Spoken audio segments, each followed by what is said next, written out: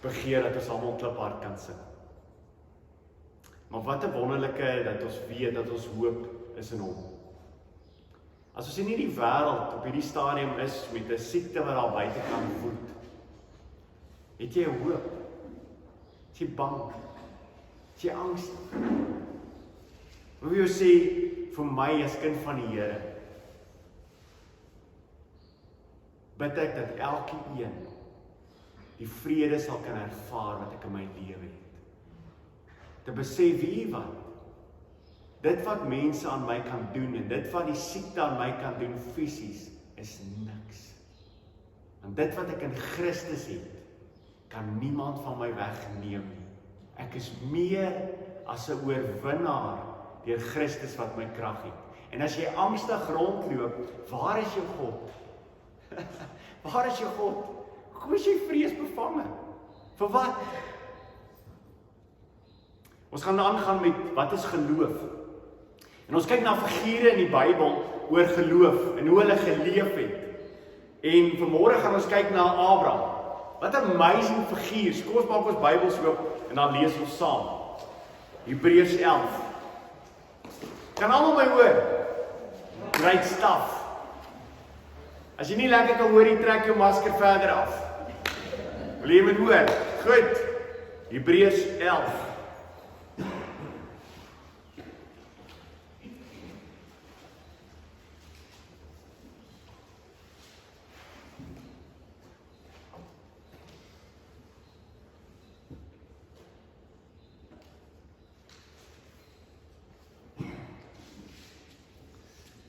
Kom ons bid net saam, voordat ons lees. O ja, terloops net, sit net almal julle selfoon af, want ek weet jy was lanklaas in die kerk gewees. Okay? Jy kan nie met jou selfoon aan sit in die kerk. Nee, sit hom net af, asseblief. Op silent, asseblief. Die is baie dankie. Goed. Kom ons maak ons oor toe.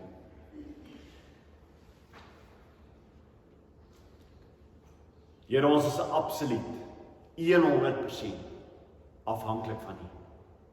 En ons wil dit vanmôre verklaar, dat Here, ons kan nie asemhaal, sonder dat U vir ons die potensiaal gee,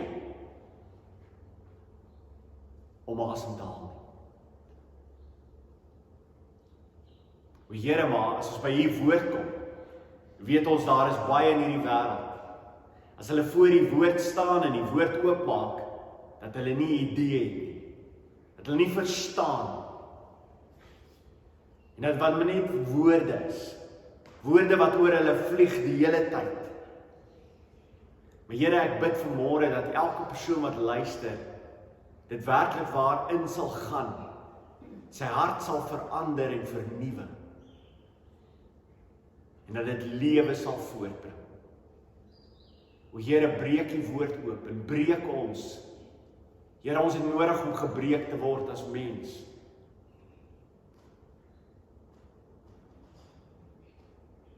Want ons het nodig, Here, dat U ons nie kom vorm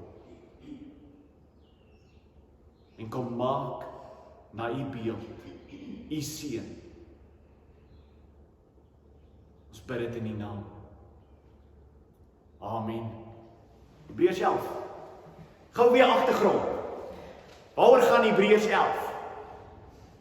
Hoofstuk 10 het vir ons ingelei, die einde van hoofstuk 10, dat as jy kind van die Here is, gaan jy deur lyding gaan. Jy gaan deur lyding gaan, en dan praat ons nie van COVID nie. Okay, ons praat nie van dit nie, ons praat nie van kanker nie. Ons praat nie van enigiets anders te behalwe, as jy kind van die Here is, sal jy vervolg word deur die wêreld daar buite. Dis die tema van Hebreërs. As jy nie vervolg word deur die wêreld nie, sal jy nooit Hebreërs 11 verstaan nie, en sal dit geen toepassing in jou eie lewe nie. Dis hier vir mense wat kinders van die Here is, wat vir die Here lewe, en hulle lewens lyding ervaar, en dan kom die skrywer en sê, as jy lyding ervaar, wil ek jou vertel van manne van God, en vroue van God, en hoe hulle geleef het. So kom ons begin by vers 11, hoofstuk 11 vers 1. Die geloof dan is 'n vaste vertroue op die dinge wat ons hoop. So dis 'n vaste vertroue op die dinge wat ons hoop, 'n bewys van die dinge wat ons nie sien nie. Baie belangrik in Abraham se lewe. En nou kom ons lees wat van Abraham. Blaai dan net bietjie verder af, dan kom ons na vers 8 toe en dan praat ons oor Abraham se lewe. Deur die geloof het Abraham toe hy geroep is, gehoorsaam weggetrek na die plek wat hy as 'n erfenis sou ontvang. En hy het weggetrek sonder om te weet waar hy sou kom. Deur die geloof het hy as vreemdeling gaan woon in die land van belofte, soos in 'n vreemde land, en in tente gewoon met Isak en Jakob, die mede-erfgename van dieselfde belofte. Want hy het 'n stad verwag wat fondamente het, waarvan God die boumeester en oprigter is. Net tot sover. Dis omtrent al 'n klaar mond vol. En ek bid werklik waar dat die Here vir elkeen van hierdie gedeeltes sal oopmaak as ons vanmôre daaroor gesels. Kom ek gee net gou vir hierdie familielyn, want baie keer vergeet ons wat gebeur tot hier. Ons het gou laaste gehoor van Noag. Die baie interessante is, ek weet nie hoeveel van u weet dit nie, maar 2 jaar net nadat Noag dood is, 2 jaar na Noag se dood, word Abraham gebore. Okay, so as jy die syfers gaan optel, die getalle gaan optel, jy moet net onthou, dat daar word gepraat van Tera, toe Tera 70 was, het hy 3 seuns gehad. Okay? En altyd, as dit gaan oor die persoon waarmee God te pad gaan stap, word hy altyd eerste genoem. Daarom, Jakob en Esau, wie was die oudste? Esau, wie noem die Bybel eerste? Jakob en Esau. Okay, so dis altyd die persoon waarmee God te pad stap, word eerste genoem. Dieselfde met Ismael en Isak. Wie is eerste gebore? Ismael. Wie word eerste in die Bybel genoem? Isak en Ismael. So as daar gepraat word van Tera se seuns, word Abraham eerste genoem, wat gebore is, toe Tera 70 is, het sy eerste seun gehad, maar Abraham is baie later gebore. Dit kom jy agter as jy hoor hoe oud was Tera toe hy gesterf het, en hoe oud was Abraham toe hy uitgetrek het, op 75 was hy mos uitgetrek. So, baie interessant. Maar is interessant genoeg dat Noag sterwe 2 jaar voor Abraham kom. Maar weet jy interessante is dat Sem, sy voorvader, saam met al sy Sem se nageslag tot by Abraham, lewe nog terwyl Abraham besig is om groot te word. En dan die dramatiese van die Bybelse verhaal is dat Abraham, as hy dan groot word, vertel Josua vir ons dat Abraham se hele geslag het wat aanbid? Afgode aanbid. Josua 24 vers 2, jy kan dit gerus gaan lees. Het afgode aanbid. So het 'n man gehad wat gered is deur die vloed en sy kinders wat saam met hom was, Sem, Gam en Jafet. En dan het jy geslagte wat na hulle kom. En dat jy by Abraham kom en Abraham aanbid, sy vader sy aanbid afgode. En jy vra jouself, wat het gebeur?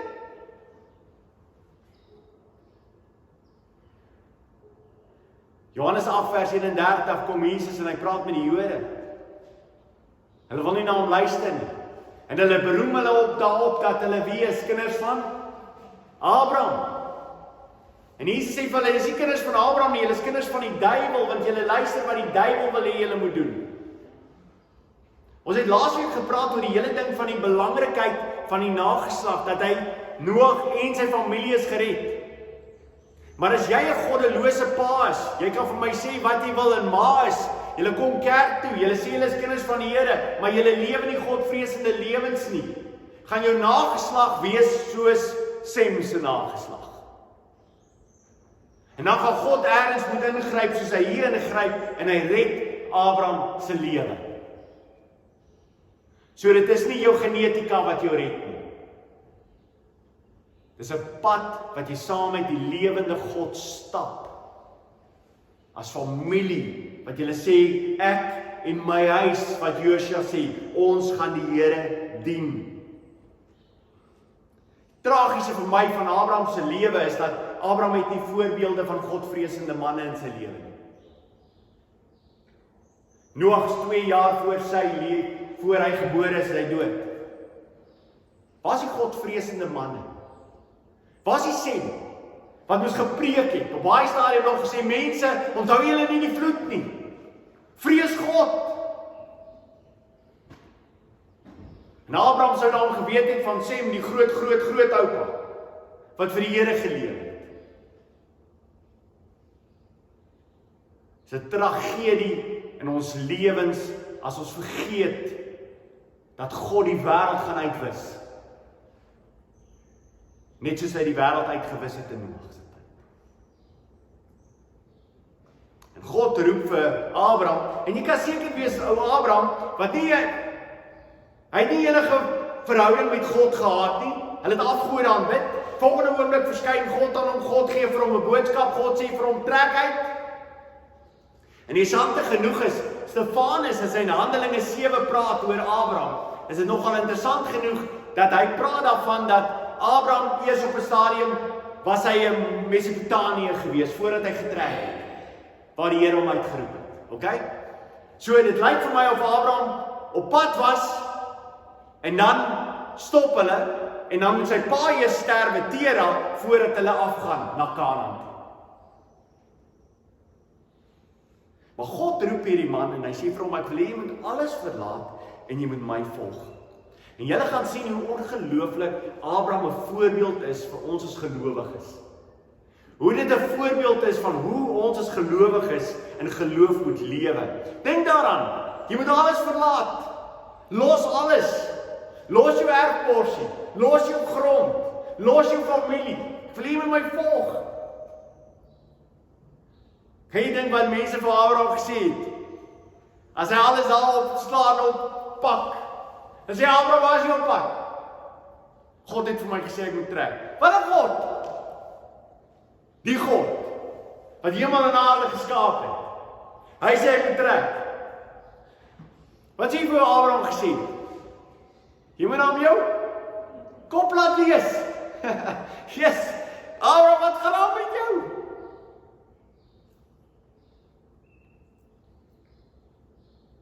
Dan is dit die ongelooflike oor wat in Abraham se lewe gebeur. God sê vir hom, ek wil jy moet wegtrek. Luister mooi na die gedeelte, Genesis 12 vers 1. En die Here het aan Abraham gesê, gaan jy uit jou land, en uit jou familie, en uit jou vader se huis, na die land wat ek jou sal wys. En dan kom hy, en hy trek weg, en hy en Lot, sy neef, is daar weg. En dan is daar 'n groot kampe tussen hom en Lot, en hulle moet verdeel.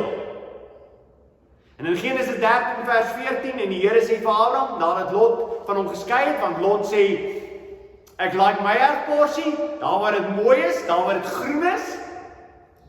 Dit is interessant hoe ons altyd kies, nee? Ons kies nie woestyn nie, ons wil daai groen dele hê. Gewoonlik die groen dele wat die meeste probleme het. Hy kies daai gedeeltes. En dan, Abraham moet dan die res vat. Hy wat eintlik die oudste is. En dan sê die Here vir hom in Genesis 13 vers 14, slaan tog jou oë op en kyk van die plek waar jy staan, na die noorde en die suide, na die ooste en die weste. Want die hele land wat jy sien, sal ek vir jou gee en jou nageslag tot in ewigheid. En dis 'n leidraad. Hoekom sê God vir Abraham, ek gaan dit vir jou gee, vir jou en jou enige nageslag tot in ewigheid? Wat kommunikeer God vir Abraham? Hier is al klaar, hier is die ongelooflike leidraad as jy dit hoor, dat God sê vir jou en jou nageslag tot in ewigheid. En ek sal jou nageslag maak soos die stof van die aarde, sodat as iemand die stof van die aarde kan tel, jou nageslag ook getel kan word. En dan, in Abraham se lewe volg daar 'n tyd. En van al die grond kry Abraham tot op dusver niks. Hy het weggetrek, hy het alles verlaat. God het gesê ek gaan vir jou 'n stuk grond gee. En nou kry hy nie grond nie. In Genesis 15 vers 8. En hy sê, Here, waarom sal ek weet dat ek iets in besit gaan neem? Hy dink, Abraham sê nou al, hy het weggetrek, het alles gedoen wat God gesê het, en hy het geen grond nie. Nou sê Here, waar gaan ek weet dat ek grootjie gaan besit? En dan weet julle wat doen God in Genesis 15. Onthou jy wat doen God in Genesis 15 as Abraham hierdie vraag vra? God verdeel die diere in die helfte. En hy skei hulle van mekaar af. En dan kom daar 'n diepe slaap oor Abraham as God dit geskei het van mekaar af. En dan is dit aantraak. Wie is die een wat deurbeweeg? Met 'n vuur. Dis God. God beweeg deur. God is die een wat deurbeweeg, wat sê, hoor hierso, daar gaan vir jou 'n stuk grond wees. Maar wie is die een wat gaan alles beheer en alles bepaal en in beheer is van alles? Dis ek. Ek gaan dit gee.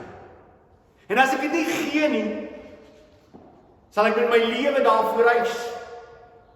Ek sal hierdie verbond nakom. En dis hoe jy verbonde in daai tyd, ons het daaroor al met mekaar gepraat, verbonde in daai tyd gemaak het, is, jy het 'n verbond gemaak, en julle diere in die helfte gedeel, en die twee sou vir mekaar gesê, hier maak ons 'n verbond met mekaar, die een wat nie die belofte nakom nie, sal met sy lewe betaal. En God is die een wat dit doen. God is die een wat deurstap, want net hy kan vir Abraham gee en vir sy nageslag gee, wat hy beloof het. Jy sien, dit hang nie af van Abraham nie, dit hang af van God. Natuurlik, die vervulling daarvan is wie? Is Jesus Christus, wat sy lewe sou gee, sodat ons 'n erfporsie kon hê. Maar ons gaan nou te ver vorentoe, so kom ons kom terug na hierdie gedeelte toe. Wie wat gaan dan verder? Is die Bybel sê vir ons, hy sê in vers 9, vir jou en vir Isak en vir Jakob mede-erfgename. Dis vir my interessant, die oomblik toe ek het lees, dink ek myself, dis amazing. Hoekom is dit amazing? Want Abraham, Isak, Jakob, nie een van hulle het grond gekry nie. Weet jy dit? Nie een van hulle het die grond gekry wat God beloof het. Maar tog sê God, Abraham, Isak, Jakob, julle is mede-erfgename. Julle is mede-erfgename. Elkeen van julle gaan saam erf. Want wat gewoonlik gebeur is, die pa laat dit na vir sy erfgenaam, is dit nie? En hy laat dit weer na vir sy erfgename. Hoekom sê die Bybel hulle is mede-erfgename? Hoekom is hulle mede-erfgename? Hoekom is dit nie, Abraham, jy sal vir jou seun 'n erfgenaam wees, en Isak, jy sal vir jou seun Jakob 'n erfgenaam wees? Hoekom sê die Bybel, julle is mede-erfgename? Eerstens, omdat nie een van hulle sou die grond besit wat God bepaal het nie. Want dit sou vir hulle nageslag wees. Hulle sou in die wêreld lewe en hulle sou moes in geloof lewe. Geloof lewe dat God 'n erflating gaan nalaat wat nie een van hulle nog dusver gesien het nie. En dis wat geloof is. Geloof is om God op sy woord te vat, al het jy nog glad niks gesien nie van dit wat hy vir jou gaan gee. Dis geloof. Jy sien die tyd waarin ons lewe, wil Christene wat hê? Wil dit nou hê? Ek wil hê, Here, as hy hier is, en hy sê, hy is hier, gee vir my, nou! Manne van geloof was ouens gewees wat God beloof het, maar niemand van hulle dit kon nog kry nie. Luister wat sê Stefanus as hy voor die raad is oor Abraham, aan Handelinge 7 vers 5.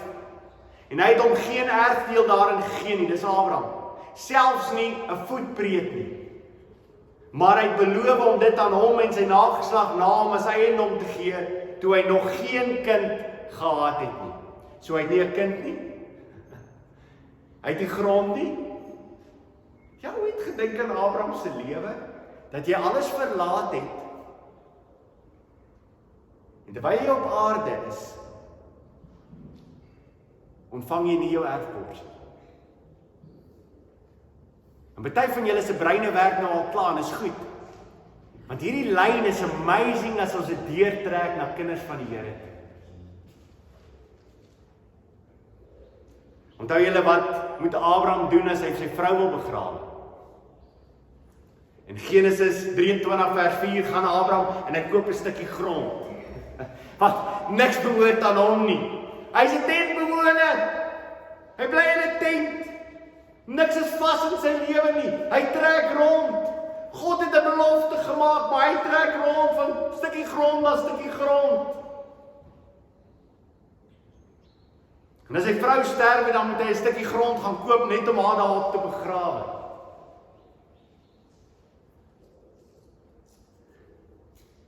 Luister wat sê Efesiërs 1 vers 4. Soos hy ons uitverkies het. Wie's dit? Soos hy ons uitverkies het. Gelowiges.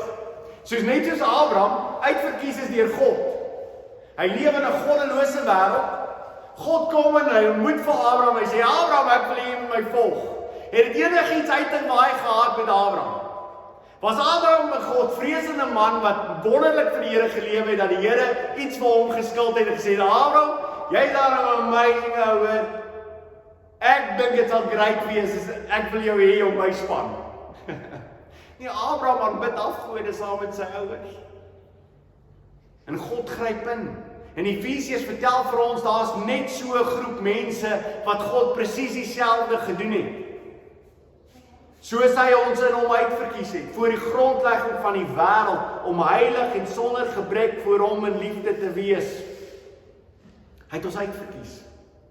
En luister wat vertel hy van hierdie mense wat hy uitverkies het. Vers 11, Efesiërs 4 vers 11. In hom, en wie ons ook 'n erfdeel ontvang het, nadat ons van tevore daartoe verordeneer is. So ons is tevore daartoe beplan, daartoe bestem, om 'n erfdeel te ontvang, ooreenkomstig die voorneme van hom wat alles werk volgens die raad van sy wil.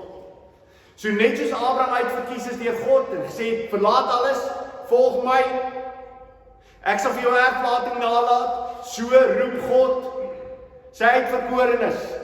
En hy sê vir hulle wat? Julle gaan erf. Julle is erfgename. En daarom sê Galasiërs 3 vers 9, sodat die wat uit geloof is, geseënd word saam met die gelowige Abraham. Ons is saam geseën met Abraham. Ons is gelowiges wat in geloof lewe. Vers 29 van Galasiërs 3. En as julle in Christus behoort, dan is julle die nageslag van Abraham en volgens die belofte erfgename. So elkeen wat 'n kind van die Here is wat? 'n mede-erfgenaam van Abraham. So nou, as ons teruggaan na Hebreers 11 toe, wie is die erfgenaam? Dis Abraham, mede-erfgename, Isak, Jakob en ek, mede-erfgenaam. Ek is mede-erfgenaam. Luister weer daarna. En aan julle aan Christus behoort, as julle aan Christus behoort, dan is julle die nageslag van Abraham. So wie is jou vader? Abraham. Okay, Abraham is jou vader. Vergeet al die ander ouens wat jou vader is. Hulle is nie belangrik. Jy het 'n nageslag van Abraham. So jy kan iemand wees wat groot geword het in 'n plek, jy het nie 'n pa of 'n ma nie, en jy kom tot bekering en jy die amazingste geslagsregister. Jy hardloop hulle so af. En daai grootoupa is Abraham. En dis jou geslagsregister. Manne wat in God geglo het, wat saam met hom gewandel het. So wat doen Jesus as hy hier op die toneel verskyn? Julle gaan sien hoe amazing is dit. Jesus verskyn op die toneel en hy sê vir die mense, volg my. Wat het God vir Abraham gesê? Volg my. Jesus kom op die toneel en hy sê, volg my. En luister wat sê Jesus vir sy volgelinge. Matteus 10 vers 36, maak saam met my oop. Matteus 10 vers 36.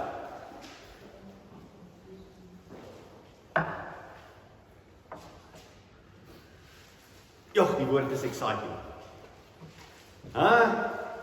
Matteus 10 vers 36.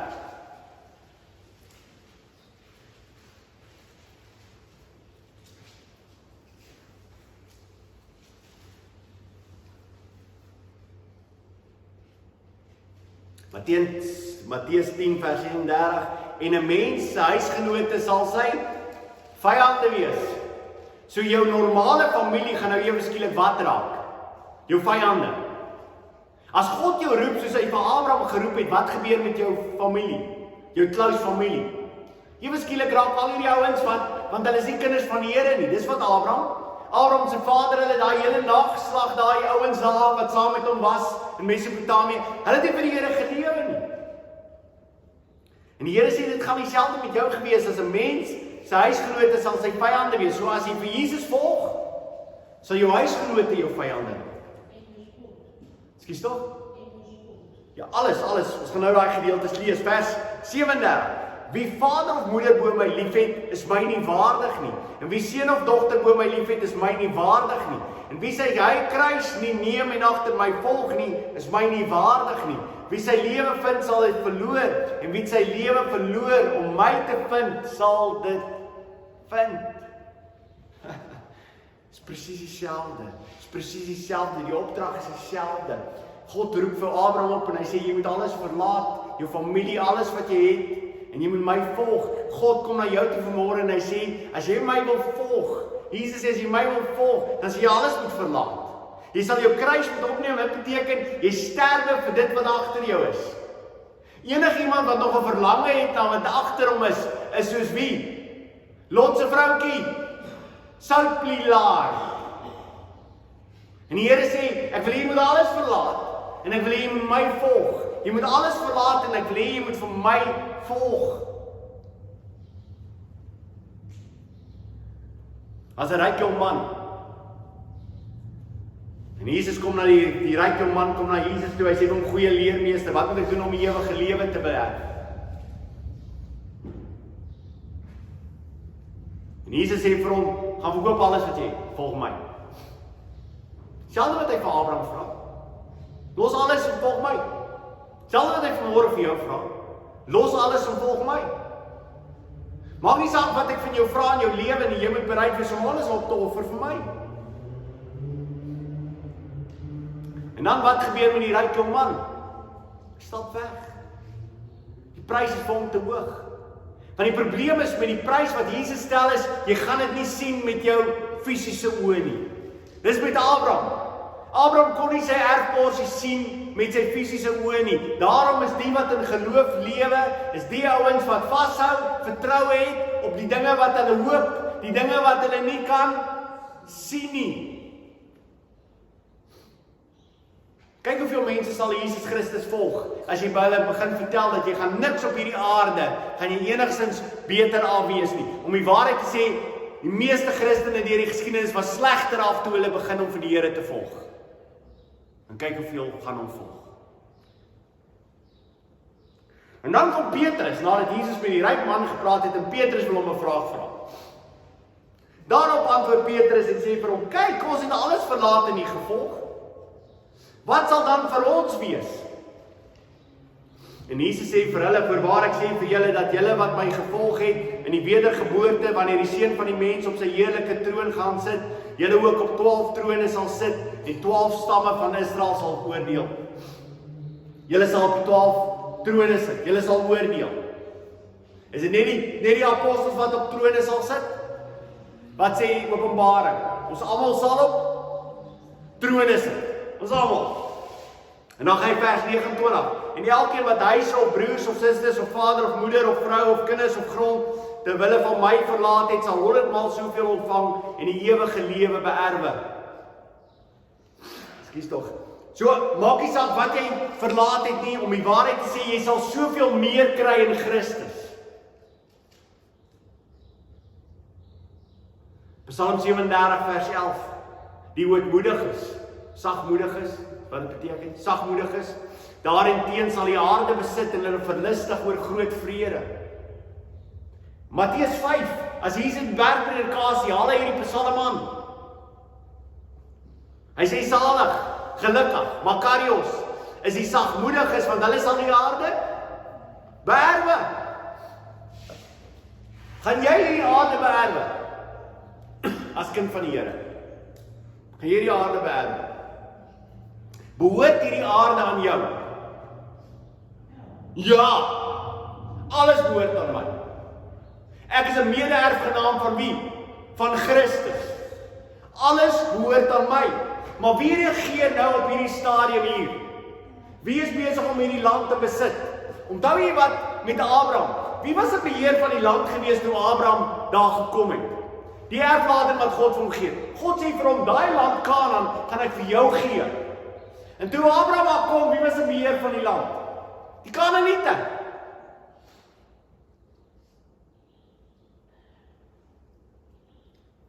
Op hierdie stadium, wie is in beheer?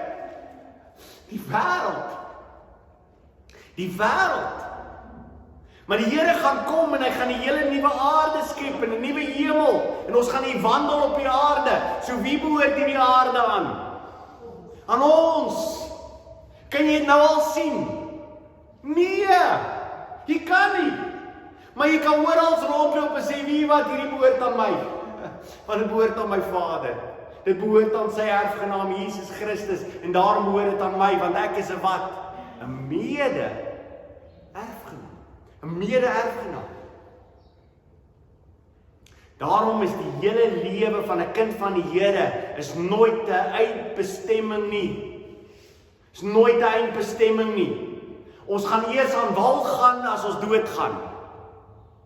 Dit rym. Okay? Ons gaan eers aan wal gaan as ons doodgaan. Maar wie wat die probleem? Meeste van ons wil nie doodgaan nie, so ons kan nie aan wal gaan. Dis die skeer. Ons wandel hier op aarde. Die Bybel sê vir ons is wat? Wat sê Petrus? 1 Petrus 2 vers 11. Geliefdes, ek vermaan julle as bywoners en vreemdelinge om julle te onthou van vleeslike begeertes wat stryd voer teen die siel. Julle is vreemdelinge en bywoners hier op aarde, is julle vreemdelinge en bywoners. Moenie dink dat die wêreld julle enigstens anders te gaan hanteer as vreemdelinge en bywoners nie, want hulle weet nie wat julle identiteit is nie. Hulle weet nie dat julle kinders is van die Vader nie. Hulle weet nie dat julle broers en susters is van Christus en mede-erfgename saam met hom is nie. Hulle weet dit nie. En daarom sal hulle net soos hulle die oudste broer hanteer het, so sal hulle vir julle hanteer. Maar julle is gelowiges wat verwag 'n stad, wat 'n boumeester is, wat God is, wat hy self opgerig is, 'n nuwe hemel en 'n nuwe aarde. Hebreers 12 vers 22 sê dit so mooi. Hy sê, maar julle het gekom by die berg Sion en die stad van die lewende God, die hemelse Jerusalem en 10.000 engele. Dis waar ons gekom het. Hoe het jy daar gekom? Pas op as jy met jou fisiese oë daar kom. Het jy by daai stad uitgekom? Dis nou mooi. Maar julle, met wie praat hy? Die mense in die gemeente. Hy sê, maar julle het gekom by die berg Sion en die stad van die lewende God, die hemelse Jerusalem met 10.000 engele. Dis waar ons gekom het. Nou imagine jy wandel daar, waar jy weet waar God in beheer is, 10.000 engele. Dis 'n nuwe stad, dis 'n stad wat aan my behoort, wat my Vader vir my beloof het. Hoe sien jy die wêreld?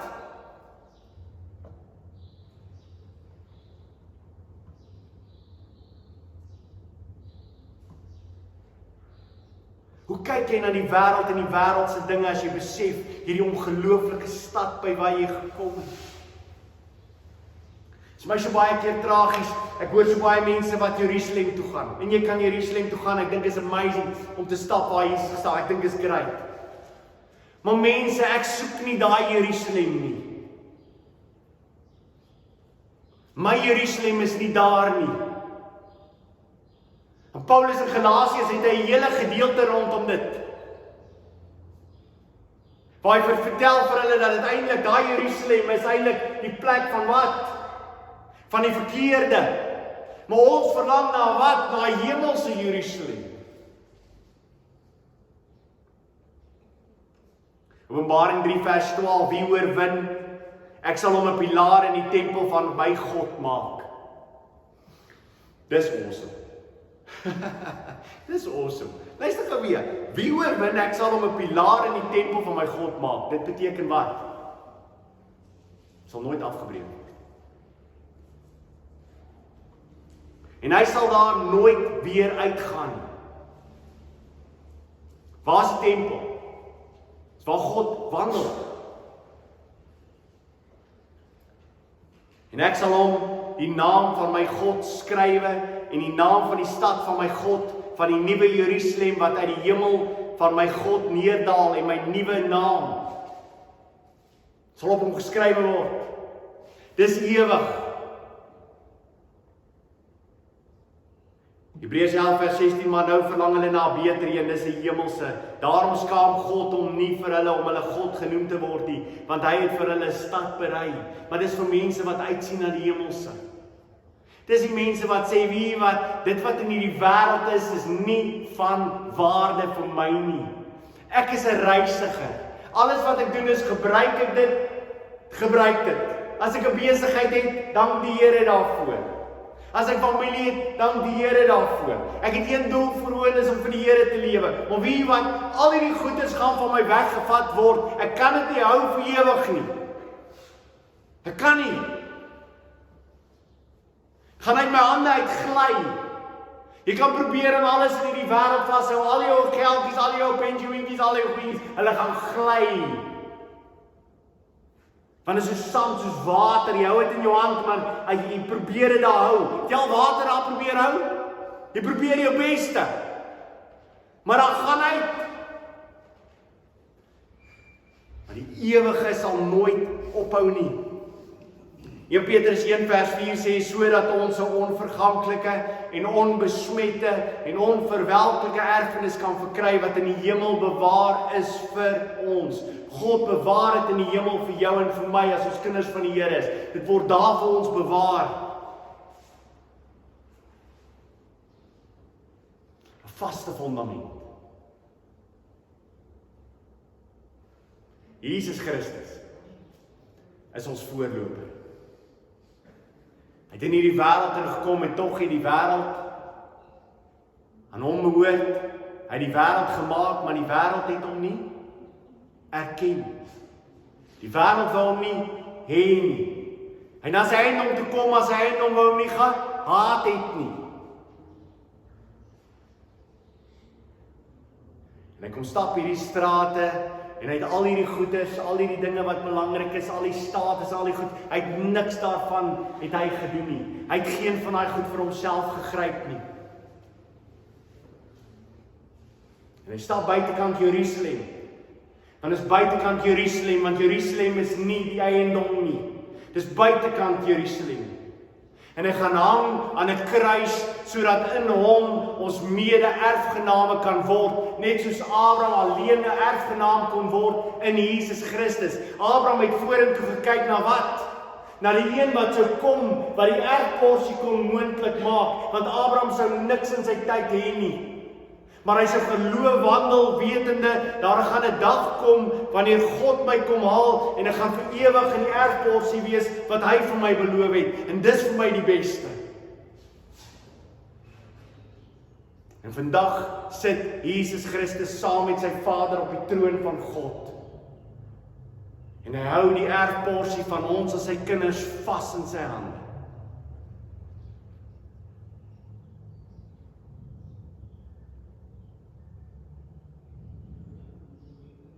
Maar jy sal moet wegkyk van jou fisiese af. Jy sal weg moet kyk van die fisiese manier wat jy na hierdie wêreld kyk, en die wêreld wat die heeltyd vir jou wil vertel, jy moet fisies na alles kyk, jy sal moet wegkyk van dit. En jy sal moet geestelik kom staan voor die nuwe Jerusalem, wat in die hemel is, met die 10.000 engele. God is absoluut in beheer van alles. En jy as kind van die Here staan daar en sê, Here, ek gaan in hierdie wêreld, gaan ek 'n vreemdeling en 'n bywoner wees.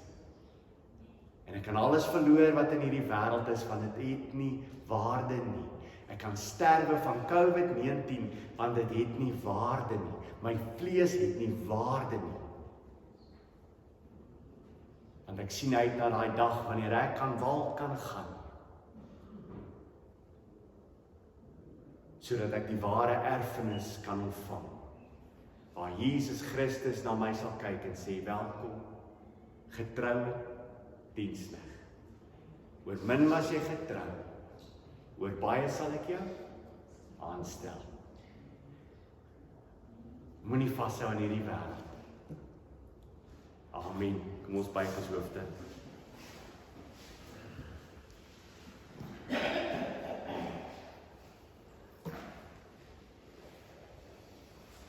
O Here, so baie keer in ons lewens, my eie lewe, word ons so baie keer vasgevang in hierdie wêreld en die wêreldse dinge. O Here, U is in beheer. U is in beheer, 10.000 engele, daar is soveel meer is dit. En U is in beheer van alles. En Here, dit wat U vashou is nie die wêreld waar ons nou lewe nie. Dis nie waar ons erfporsie is nie. Ja, U bepaal elke dag en datum van my lewe, dis waar. Maar hier is nie my erfporsie nie. Hier gaan ek 'n vreemdeling en bywoner bly. En die wêreld gaan my haat.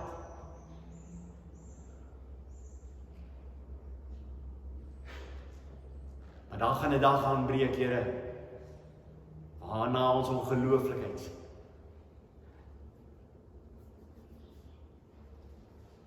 'n Dag wanneer ons saam luid roep, saam met Johannes in sy openbaring sê, kom Here Jesus, kom gou. U kerk wag vir U. Amen. Goed, ek het ons laaste lied, ek weet nie hoeveel van julle, ek het dit al op die mansgroep gesit. Is ook 'n lied van City Alight. Jawel, kom ons luister na die lied, ons gaan dit saam sing, as jy gewoond raak aan die melodie, sing dit enige tyd saam in jou hart. Jy kan sag ook sing. Sing, sag. Moenie net, ja, weet nie laat die spook fly nie, maar sing lekker. Och, die is wonderlik om te kan net vir die Here prys daarmee. Kan ons staan? Kom ons staan.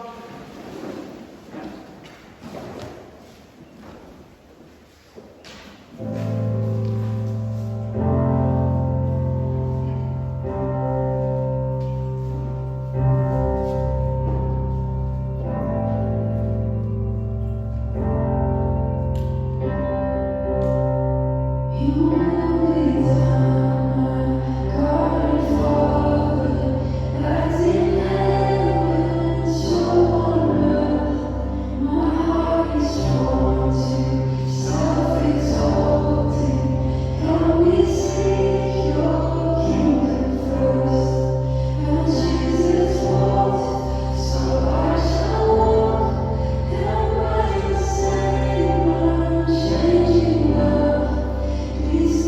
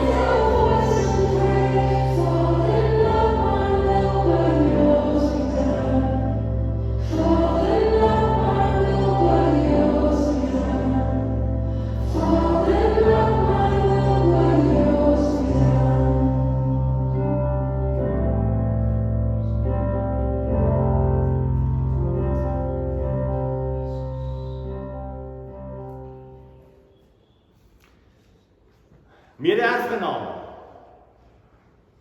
Mede-erfgename. Ek weet as hy masker nou al was, sou meeste van julle vir my kon smile. Moet dit nie vergeet nie. Sê Here, laat U wil geskied in my lewe. Mag nou die genade van ons Here Jesus Christus, die liefde van God ons Vader en die gemeenskap van die Heilige Gees met julle elkeen wees en bly, totdat ons erfporsie in die hemel gaan ontvang.